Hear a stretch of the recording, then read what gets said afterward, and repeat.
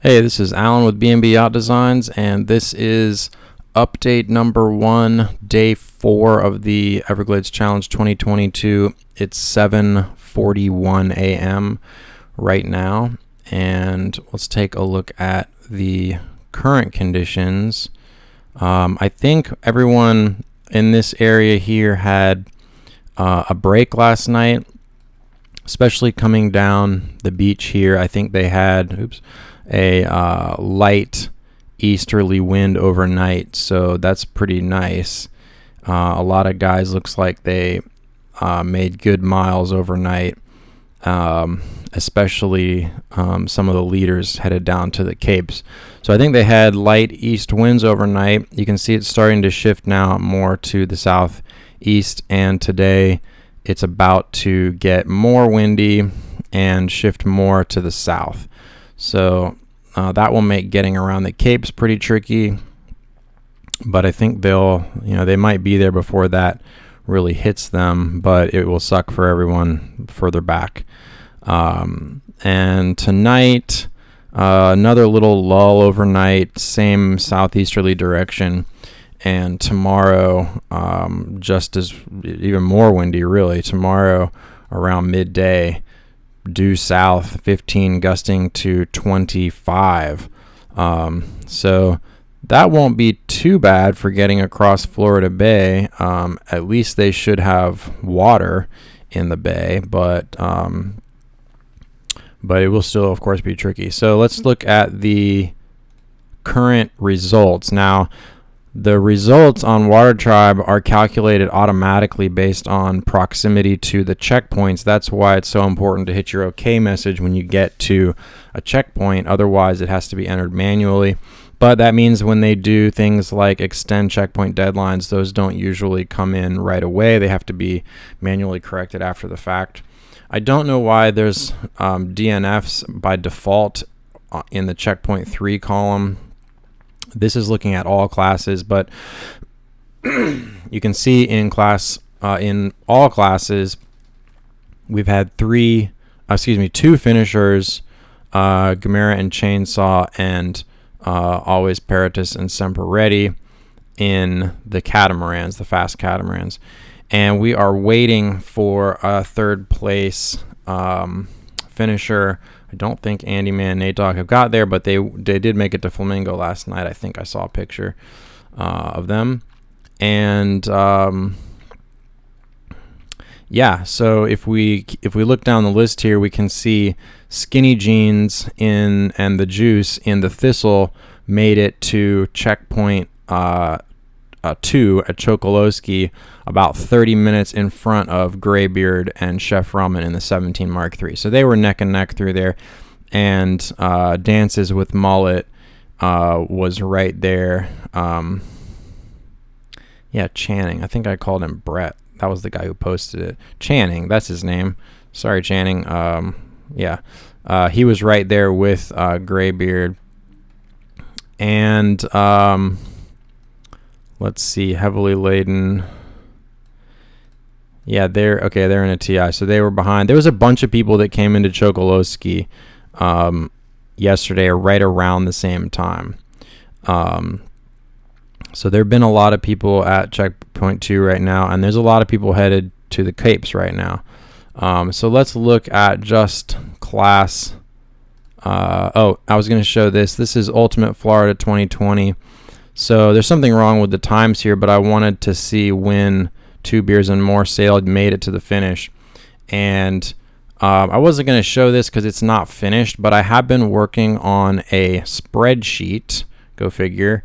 And the purpose of this spreadsheet was to track Class 4 finishes in the EC throughout time and calculate times and compare times, compare boats. So this is not finished and not complete, but I'll show it to you anyway. The idea here, I'm pulling times from the results page and then converting them into elapsed hours for checkpoint 1, 2, 3, and 4 and total, and seeing what the fastest splits are. I mean, this is very racy, and not everybody's racing, but it is fun to compare. This row here indicates the changeover from the checkpoint 1, no longer at Placida, and now moved to Cape Hayes. So you really can't compare years prior to that with years after that. So that happened in 2013. We stopped going to Placida. So anyway, this only went to 2020, so some of Spawn's finishes are not in here, and so I think I have some of the fastest times wrong, and I'm not trying to show that B&B is the fastest, but this was mainly for B&B boats. But then I realized it makes more sense to put all class 4s in here, which I haven't done yet. So mostly what you see here is B&B boats. But it is handy to just look at B&B boats as well. So in any case, on this sheet, up until 2020 approximately, the fastest time to checkpoint 1 was 8 hours. In the EC22, that was the year it was hired out by Scott and Ned. The fastest time to checkpoint 2 from checkpoint 1 was 19.3 hours in a Core Sound 20 by Ridge Runner and Greybeard in 2010. And the fastest split to, let's see, I guess I don't have that column done, but anyway, it's interesting. I'm going to keep working on this, but I pulled it up because I plugged in 2 beers and more sailed finish at Key Largo, which I calculated at 3 days and 8 hours, and that is 1 hour later than my dad and I's finish to Key Largo in 2020. But I think the conditions were pretty hard in 2020. Yeah, they were. So that's about right. So that's interesting. So anyway, I won't spend any more time on that. So let's get into seeing where people are.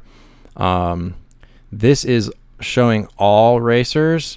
So you can see out in front right now is Skinny Jeans. They got a little jump on the 17 Mark III overnight. This is as of 7 a.m. They are already at, I can never remember the names, East Cape, Middle Cape.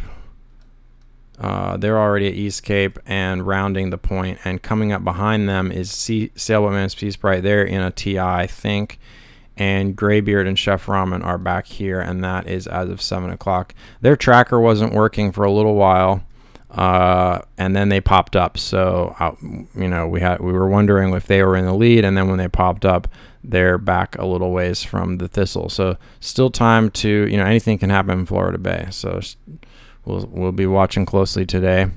There's Dances with Mullet. Somebody went in Shark River, heavily laden. That's a TI, I think, kayak maybe. So anyway, that's the overall picture. Let's look at some tracks. Here's Greybeard's track. I'll make it big.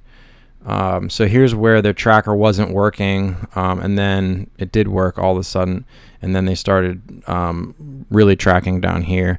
So you can see overnight they were able to be mostly on one tack. That's why I think they had light winds out of the east overnight, and they didn't really stop for any appreciable amount of time. Everybody went straight out, which is that's what I would have done.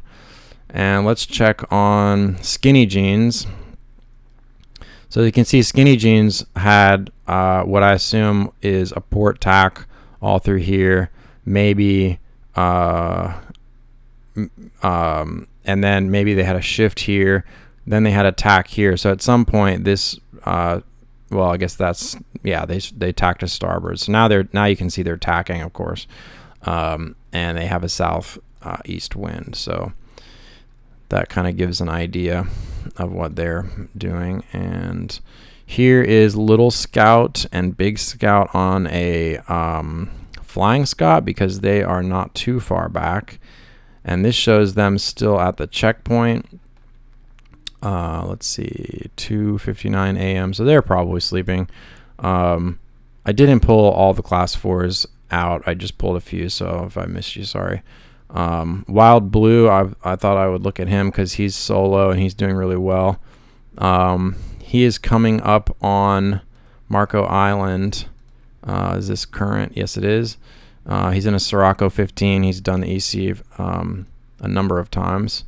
and the North Carolina Challenge. And he did some tacking here. Looks like he threw the anchor out. That's cool. And now he's headed on his way. He did this route all the way across, so I'll be interested to hear how that went for him.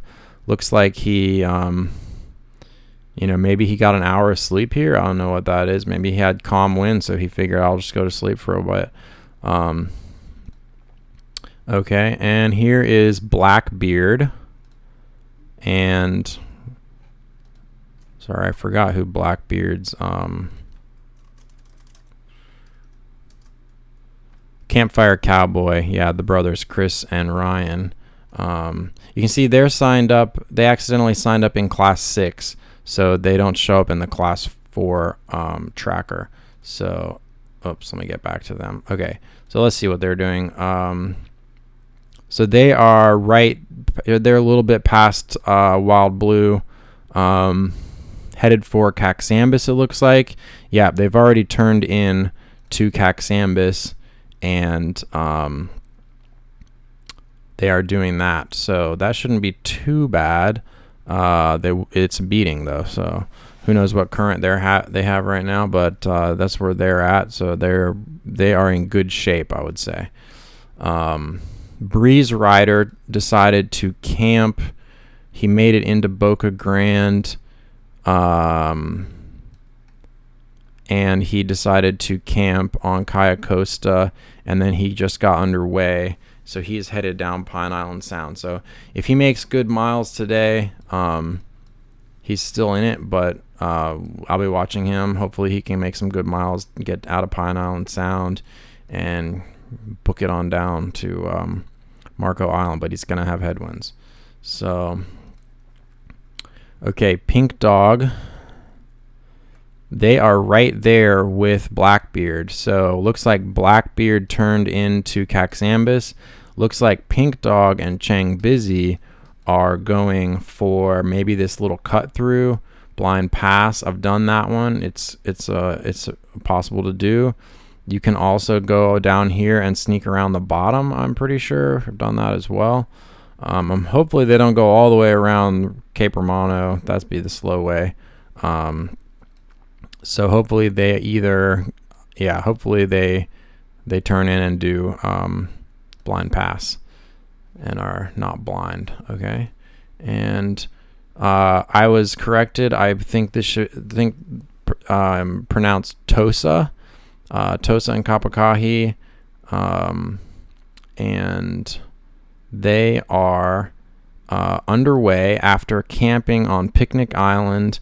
I think they camped with Matey Thor and Argonaut on the Sea Pearl. I think they're cruising together for the most part, but now they're under the bridge and looks like they're going to be turning south. So they have said that they are cruising, and I think I have a picture of them pulled up.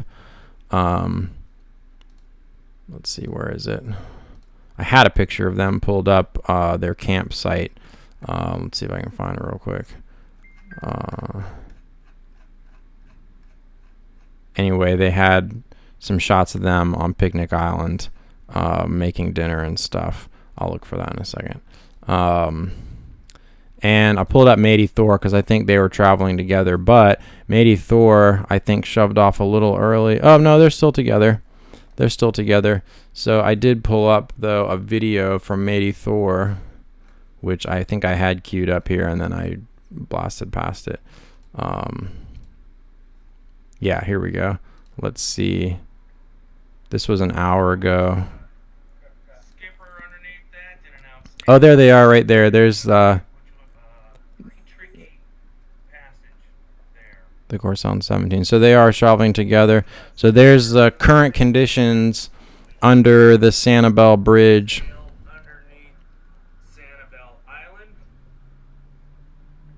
So yeah, light air still, which is nice. So they're getting a little break.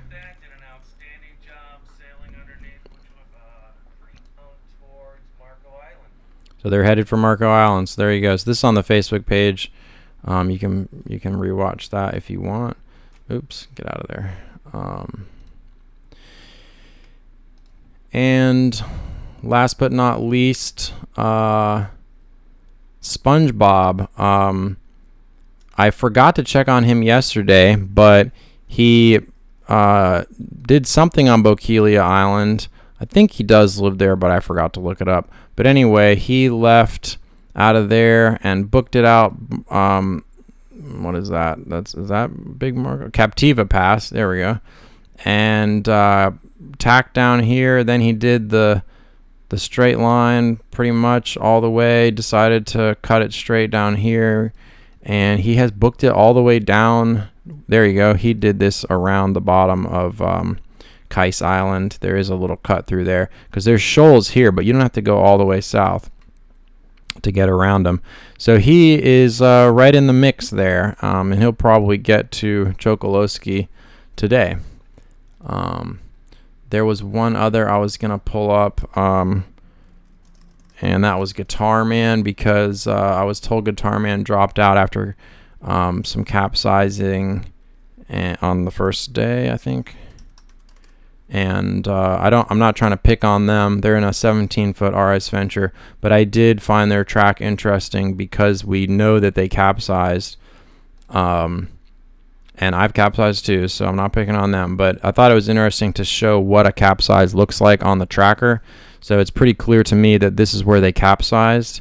And if these are 10 minutes apart, 1, 2, 3, 4, 5, it took them about 50 minutes to get back underway. So they weren't necessarily upside down this whole time. They probably righted the boat pretty quickly, but then, you know, all your gear is wet. Maybe you lost a hat. Maybe you need to drink, you know, pump out. Maybe you want to change clothes,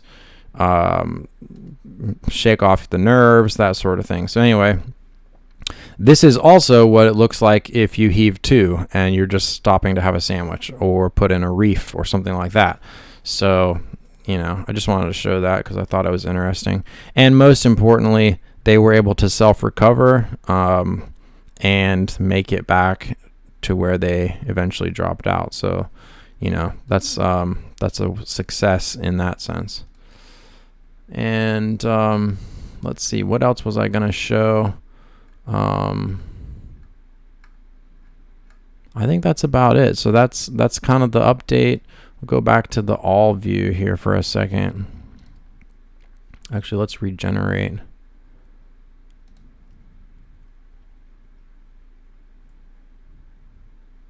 It takes a while to regenerate the all view, but yeah, tough conditions today. Oh, you know what? Let's pull up Brian's picture because that was a good one.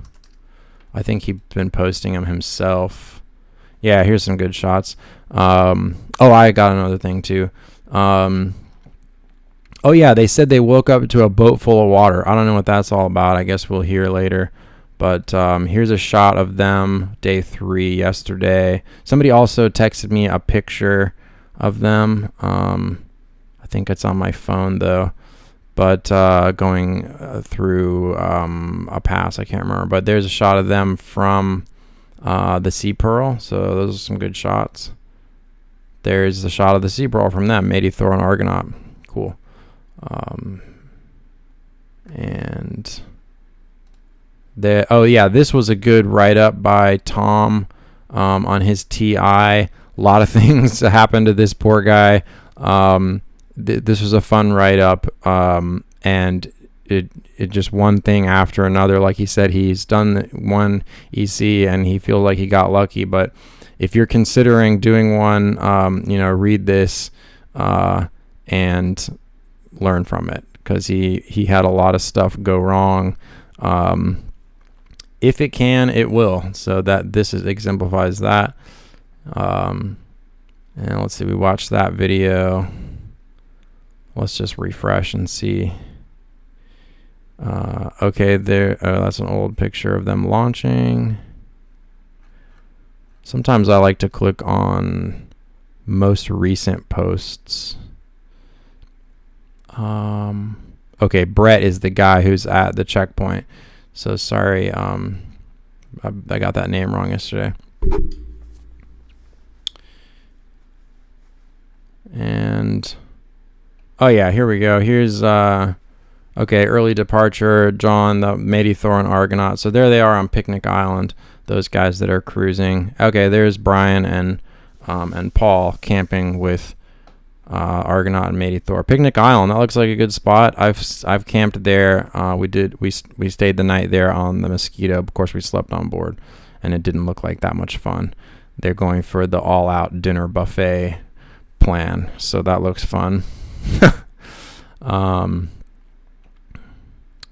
And yeah, there they are shoving off.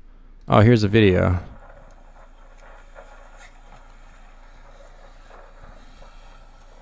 So it's nice that we get videos from these guys because they're quote-unquote cruising and not racing. We don't get any update videos like this from Greybeard or Skinny Jeans because they're, you know, bleary-eyed racing, and they don't have time to fumble with their smartphones. So that's a good video there. Thanks for posting that. Nice sunset picture by Nate. Yeah, there's Andy Man and Nate Dogg arrived at CP3 12 hours ago. So I'm sure they'll be the next ones to finish. So that they'll be third place, class 5. But we have yet to have a class 4 finisher for the EC because we're not counting Spawn since they're in the UF. If you want to do it that way, which I am. So yeah, that's the day 4 update number 1. Hope you enjoyed. Talk to you later.